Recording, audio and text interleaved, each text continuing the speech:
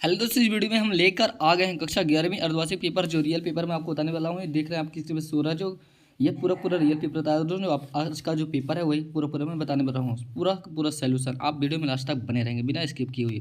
तो चलते हैं क्वेश्चन की ओर। तो क्वेश्चन एक में दिया गया है, सही विकल्प चुनकर लिखना है। तो कबीर ने ईश्वर के कितने रूप थे और श्रृंगार काल किस काल को कहा जाता है? करुण रस का स्थायी भाव है, नमक का दरोगा कहानी का प्रकाशन। और ये पूरे आपके विकल्प और क्वेश्चन दिए गए। आपको स्क्रीनशॉट ले लेना है। मैं इसका उत्तर भी अभी पूरा बताने वाला हूँ नेक्स्ट वीडियो में। फिर प्रश्न क्रमांक 2 में आ गया है, रिक्त स्थानों की पूर्ति करना है। कबीर भक्ति काल की काव्यधारा के कवि हैं। घर की याद कविता और जयशंकर प्रसाद कवि। नाटक विधा मियां नसरुद्दीन और सीधे बरसात में मिलने वाली पानी। एक पूरे 6 नंबर के हैं। फिर प्रश्न क्रमांक 3 पे दिया गया है, सत्य असत्य लिखना है। अर्थ के आधार पर वाक्य 8 प्रकार के होते हैं या नहीं? बीजक सूरदास जी की रचनाएं काव्य की शोभा बढ़ाने क्या कहते हैं? कुमार गंधर्व। और ये 6 के 6 दिए कबीर ने ईश्वर को एक ही सामना करना पड़ा है। तो ये पूरे आप 3 की कर लेंगे। 6 क्वेश्चन दिए गए सत असत। फिर आएंगे प्रश्न क्रमांक 4 में। प्रश्न क्रमांक 4 में दिया गया है, सही जोड़ी का मिलान करना है। जो सही जोड़ी का मिलान करना है आपको, जो है 7 दिए गए हैं। प्रश्न क्रमांक 5 में दिया गया है। प्रश्न क्रमांक 5 में है, एक वाक्य में उत्तर देना है आपको। जगत एक देखकर मोहित हो रहा है, कवि किसमें व्यस्त है? खंड काव्य की परिभाषा। 2 महाकाव्यों के नाम एवं रचना लिखना है आपको। भारत टेलीविजन को दूरदर्शन के नाम और सिनेमा के आविष्कार का श्रेय किसे दिया जाता है और निपात किसे कहते हैं? प्रश्न क्रमांक 6 से 2 नंबर के क्वेश्चन शुरू हैं। कबीर ने अपने आप को दीवाना क्यों कहा? मेरा कृष्ण की उपासना किस रूप में करते हुए रूप कैसा है? रीति काल को श्रृंगार काल क्यों कहा जाता है? भक्ति काल को हिंदी का साहित्य स्वर्ण युग क्यों कहा जाता है? प्रश्न क्रमांक 8। प्रश्न क्रमांक 8 में 2 वचन की परिभाषा देना है। महाकाव्य खंड काव्य में 3 अंतर बताना है आपको। वक्रति अलंकार, जो वक्रतिक अलंकार का एक उदाहरण आपको बताना है। इसके अलावा हमें समाचार तत्वों के नाम लिखिए। प्रश्न क्रमांक 10 में दिया गया है, चंपा को किस बात पर अचरज होता है और क्यों? इसके अलावा हमें नई कविता की विशेषताएं लिखिए।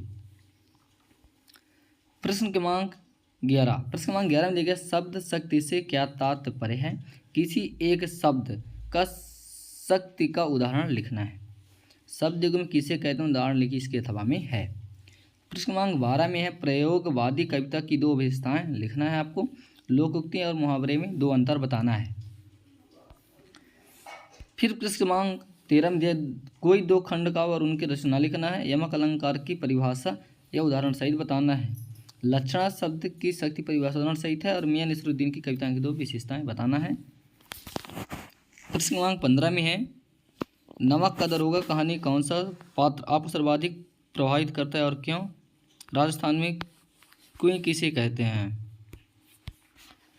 प्रश्न क्रमांक 16 पे है, निम्नलिखित बिंदुओं के आधार पर सूर्यकांत त्रिपाठी निराला अथवा रघुवीर सहाय की साहित्य की काव्यगत विशेष, ये आपको यूट्यूब के चैनल पे मिल जाएगा हमारे, वहाँ से चेकआउट कर सकते हैं।